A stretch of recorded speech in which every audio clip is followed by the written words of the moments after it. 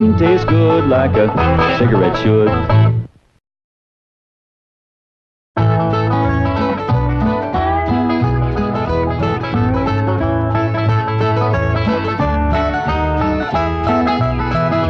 Hey, everybody, look what I got! Uncle G, Granny, Ellie Mae, we got a letter from Mom! What's Jethro yelling about? Sounded like he said we got a letter from Mom. What's all the commotion? Ellie says Jethro says Pearl sent us a letter. A letter of what? Did you hear what? No, but I bet you it's kitten. Probably kittens. Pearl's always trying to give away kittens. Well, there y'all are. Where's the kittens, Jethro? What kitten? Didn't your ma send us some kittens? Just a minute. Nope, just a letter.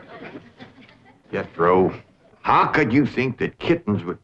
Well, come on, sit down. Let's hear what Pearl's got to say.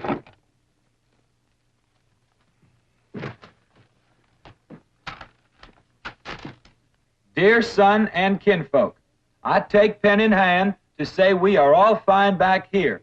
How are you all out there? Just fine, Pearl. That's right. Jethro, I hope you are making good marks in school out there. Ma thinks I'm going to school. Are you in the 5th grade like you would be here? Doggy, Jethro, I clean forgot about putting you in school. We're going to have to get you started today. Can I go too? Well, now, I think Miss Hathaway's got plans to put you in some girls' school. Can I go too? Jethro, I just said it was a girls' school. That's why I want to go. I like girls. I don't. Let's get finished with the letter. After that, we'll take care of school. Your sister, Jethrine, had a narrow escape. A city dude tried to take advantage of her. What does that mean, Paul? Well, that's, well, Granny will explain that to you later. Tell us more about the city dude, Jethro. His name is Jasper He. Jasper He. That's a funny name. Oh, there's a dot in there. His name is Jasper. He wears patent leather shoes and spats on them. Don't sound too neat, does he? He seen your sister at the cabin when I went there to keep an eye on it for Cousin Jed. I know what Pearl went there to keep an eye on. Mr. Brewster. Well, now, Granny, Pearl's a widow woman. She got a right to look. I ain't knocking it. I got my eyes open myself. At first, I thought the city dude worked for Mr. Brewster, so I drove back out to the cabin to give him a piece of my mind. I could put a bug in that Mr. Brewster's ear. Look out for feathers. Feathers? The more Pearl has her eye on a man, the more feathers she sticks in her hat. That's right. 3 and 8 came in flowing 2,000 barrels a day. And it looks like the new strike's going to be even better. There's no doubt about it. This is one of the richest pools we've ever hit. Yep, everything from here is good news.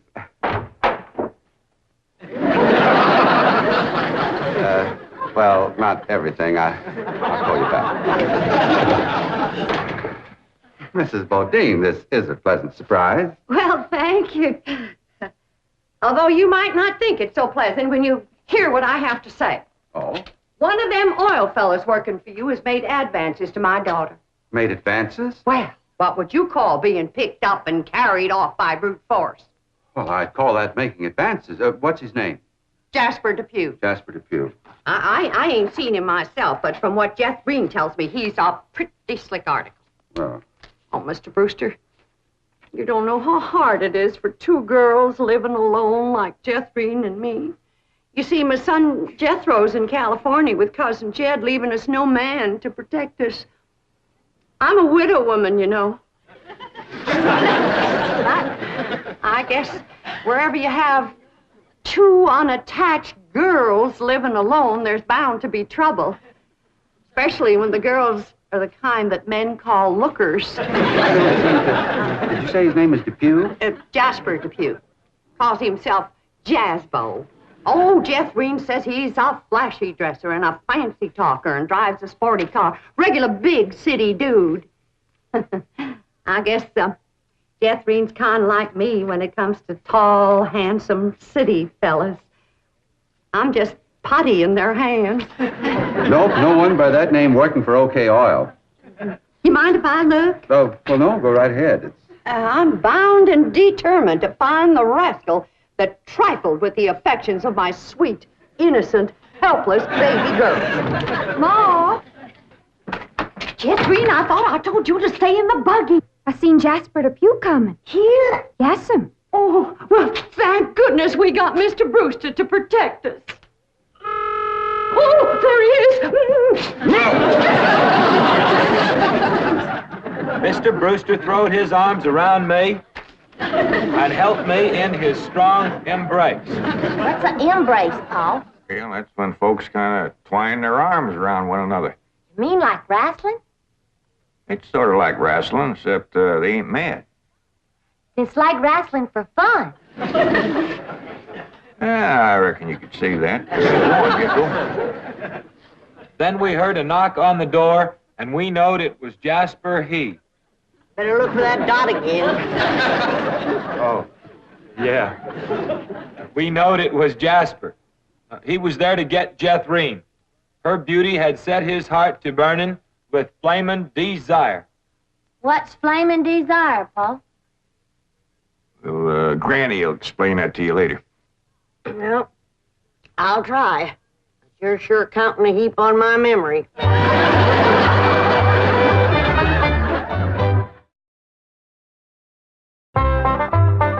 Read on with your Ma's letter there, Jethro. Yeah, it's getting good. One city fella's got his arms around Aunt Pearl, and another's waiting at the door to grab Cousin Jethrine. My only thought was to save my daughter, so I tore loose from Mr. Brewster's embrace.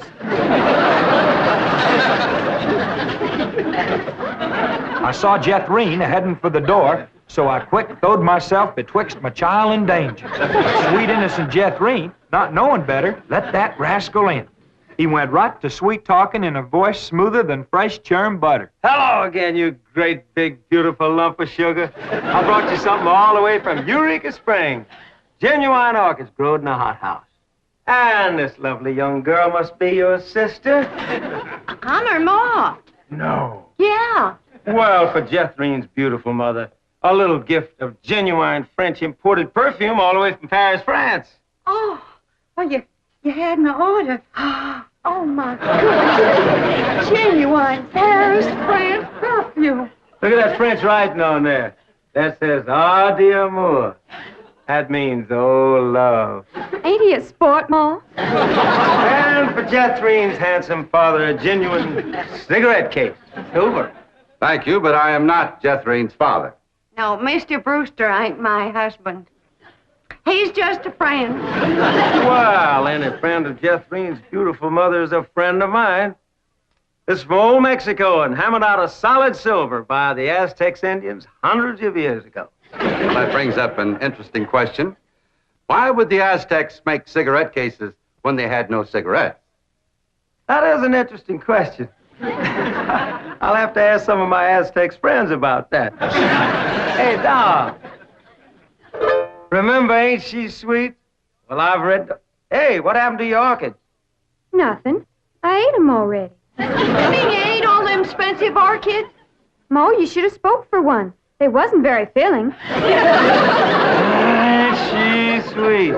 From her head down to her feet, and that's a long way. But I ask you very confidentially, ain't that baby sweet? Ain't she large?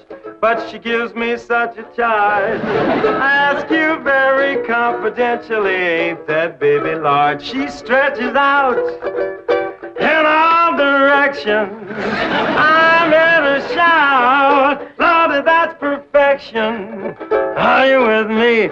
Ain't she keen? Well, that's the most I've ever seen. And I'm here to tell you I'm her ding-dong daddy, and she's my queen. And she is king-size, my Jethrine. Lots of mama, my Jethrine. She carries me away. Jethrine, put him down! So your sister Jethrine has got herself a steady fella now. He says he is going to ask for her hand someday. I hope he will take the rest of her, too. Ha ha. Give my love to all and be a good boy. I am going out now to mail this letter and get some more feathers for my hat. As ever, your loving mother. Sure nice to hear from Ma. Nice letter, nice here. Jethro, you and me's got to go right out and find a school and get you to going. Granny, you pack up a nice lunch for Jethro to tote along. How about a big mess of poke greens and chitlins with some pole and a big pot of sorghum to dip it in? Fine. Oh, Granny, it don't have to be that fancy. Some of the other boys here in Beverly Hills might not have it so good. They go to complaining to their folks. Let them complain. It ain't gonna hurt none to raise their standard a little. I'll get the truck up to Jed. Paul, please let me go with Jethro. I can help him fight if the big kids in the 5th grade goes to picking on him. I know for sure that Miss Hathaway has got other plans for your schooling. But with Jethro gone, I won't have nobody to play with. Oh, yes, you will. I just remembered something. Mr. Drysdale's stepson is coming home for Thanksgiving. And he's going to be living right next door. And you can play with him. Mr. Drysdale gave me some pictures of him. Here's some pictures of Sonny. That's what they call him, Sonny. He's been going to a lot of schools, and you ought to know some real good games to play. Ain't he something? Yeah, but what? Well, he's a boy. Sure? Sorry, Ellie, just because he's wearing... Well, there's Jethro. Now, you keep thinking about how much fun you're going to be having with him right next door. You know, he does kind of favor that movie actor, Rudolph Valentino. Here's Jethro's lunch. I didn't have time to fix much, but it'll hold him till he gets home from school. I got a big surprise in there. I've been saving it for a special day, and I reckon this is it. What is it, Granny? Deviled hawk eggs. Doggies. Makes me wish I was going to school.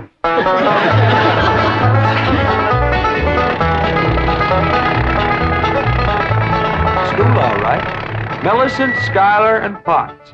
I reckon them 3 is the teachers. 3 teachers. Must be awful big school. I'll say. Well, let's go in there and get you started.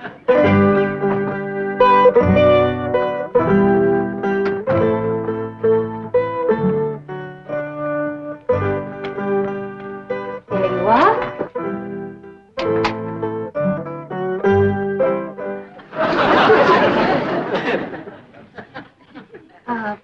May I help you? Well, reckon maybe you can. Diana, someone has parked a most disreputable-looking vehicle outside my window. These gentlemen. Oh?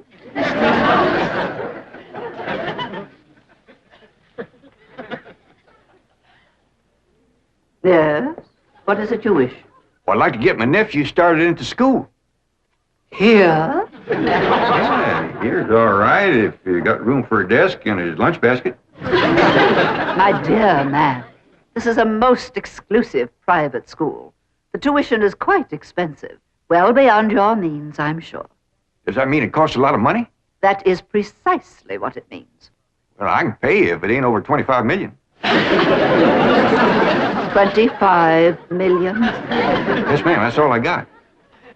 Dollars? Yes, ma'am. In cash. Yes, ma'am. This is obviously a practical joke perpetrated by one of my envious competitors. What is your name? Jed Clampett, ma'am, and this here... And you expect me to believe that you have $25 million? Well, no, not on me, ma'am, but my neighbor, Mr. Drysdale, he's keeping it in his bank for me.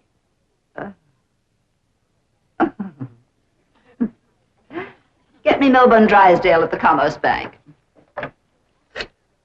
You see, it just so happens that Mr. Drysdale holds the mortgage on this school, so we are very well acquainted. Hello. I'd like to speak to you. Now, if you wish to admit that this is a hoax and be on your way, we will forget the entire incident. Otherwise, you may be liable to some sort of action for invasion of private property and impersonating a millionaire. Mr. Drysdale is coming on the line now. Thank you. This is your last chance, Mr. Clampett. My next call will be to the police. Very well. Mr. Drysdale, Millicent Schuyler Potts here. Come in. Thank you, ma'am. Diana, tea for these gentlemen. Crumpet?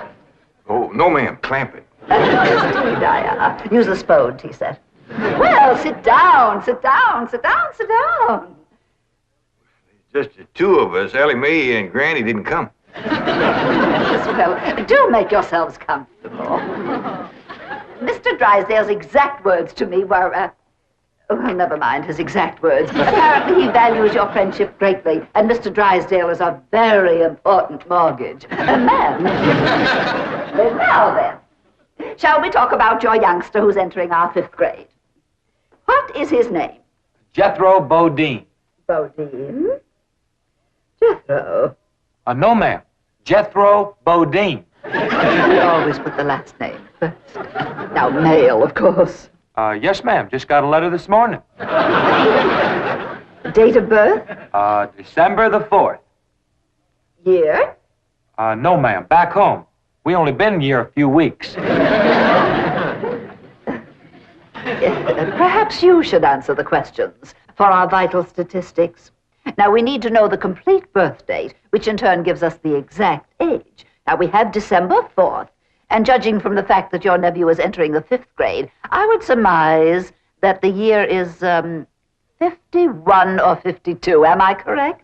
Oh, Jethro ain't near that old. And in the 5th grade? Why, that's wonderful. Well, perhaps we have a budding genius on our hands. Archie! I'll pour.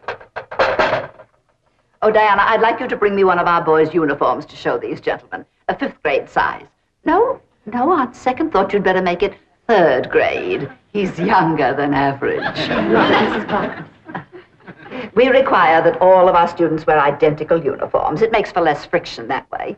Otherwise, the boys of millionaires are apt to be taunted by the really rich. I bet you Jethro will look right good in a uniform. He can't wait to be a soldier. Oh, yes, many a young lad is like that. However, our uniforms do not reflect any militaristic design. No, rather, we strive for something gay, attractive, and smart. Oh, there you are. Charming, isn't it? Now, you take this home and have Jethro wear it when he comes to school in the morning.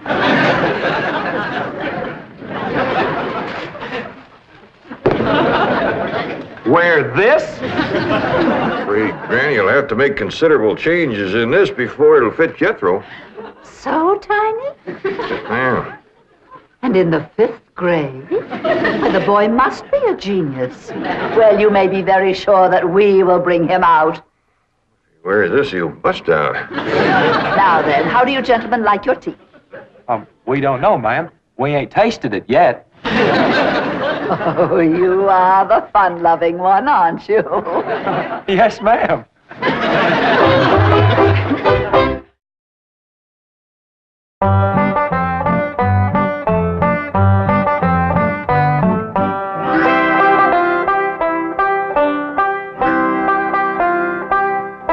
Granny, here's Jethro's school clothes. You want me to help let him out? Oh, well, thank you, Ellie, but let's see what has to be done. Maybe they fit him already. That's supposed to be a hat? I reckon so. What's that?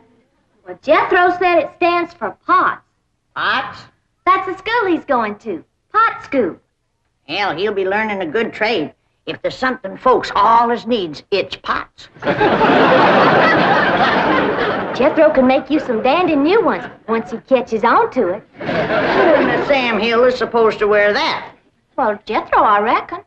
Jethro couldn't have wore that at 3. Paul said it'd take some letting out. Letting out? There ain't enough seams in the whole world to let that out. How's it going, Granny? Are you getting my uniform already? Jethro Bodine? No, Granny. Over to school, it's Bodine Jethro. Ellie Mae, leave the room. You got no shame running around here in your underpants? Granny, these ain't underpants. They swimming trunks. You wrap that towel around you before I cut a switch. But Granny, Miss Hathaway says... I don't care who says what.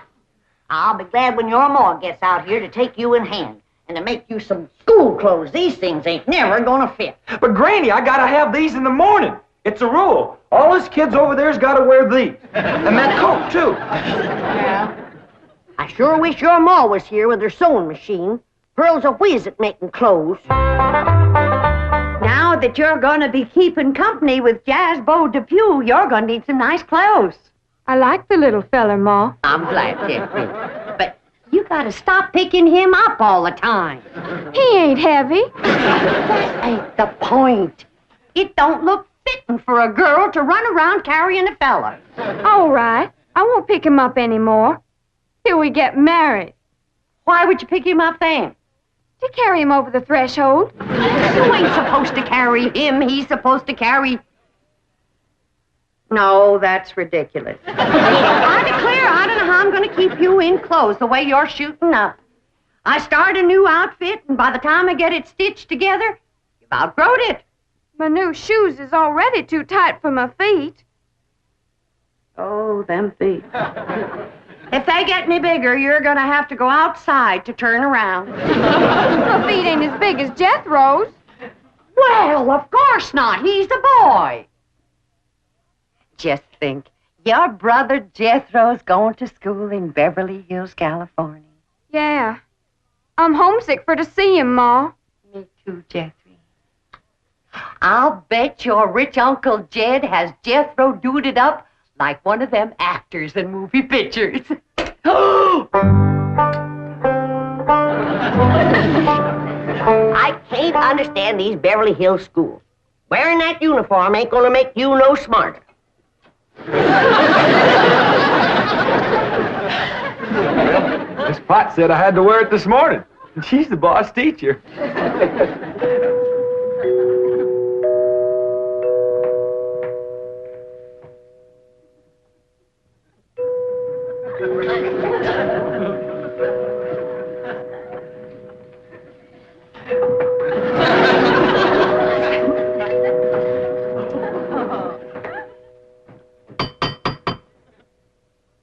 And if Jethro ain't right, every time that music plays, somebody comes to the door. Good morning. Surprise! Surprise! Good morning, Miss Potts. I decided to come by and drive our diminutive genius to school myself. What? Your nephew, Jethro. Oh, yes, ma'am. Jethro! Come on down here. You got to ride to school. Well, that's mighty nice of you, ma'am. Oh, tut, tut, tut. I'm going to give the boy my personal special attention. I feel that when one... Well, howdy there, Miss Potts. You come to take me to school? You betcha she is. I want you to be a good boy, make good marks so your ma will be proud of you. This is your nephew? Yes, ma'am. You met him yesterday, remember? Of course, he does look a mite different in his uniform. Granny had a time getting it to fit, but she done it. You are in the 5th grade? Oh, yes, ma'am. Just finished 3 years in the 4th. But I can't. It's impossible. Oh, that ain't nothing. He got through the 1st grade in only 2 years. Under no circumstances can I allow this. Well, say, here comes Mr. Drysdale. I reckon he's coming to see Jethro off to school. Come along, Jethro. But take off. This is the way we go to school. This is the way we go to school. Here's Jethro's lunch. Oh, Jethro! You forgot your lunch. Now, Jethro, you share your grits and fat back with Miss Potts today.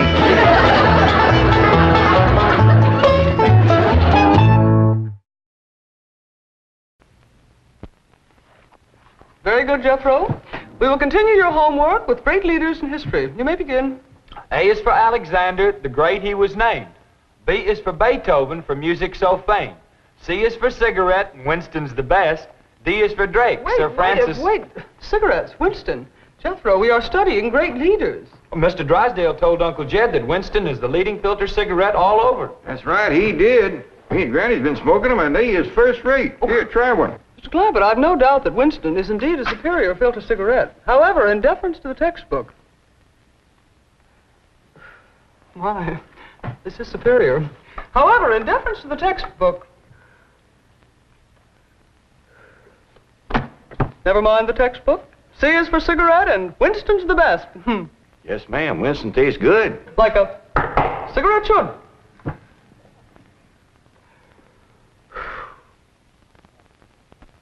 The Beverly Hillbillies has been presented by Winston. We hope you enjoyed it, and we hope you'll try Winston, because Winston tastes good, like a cigarette should.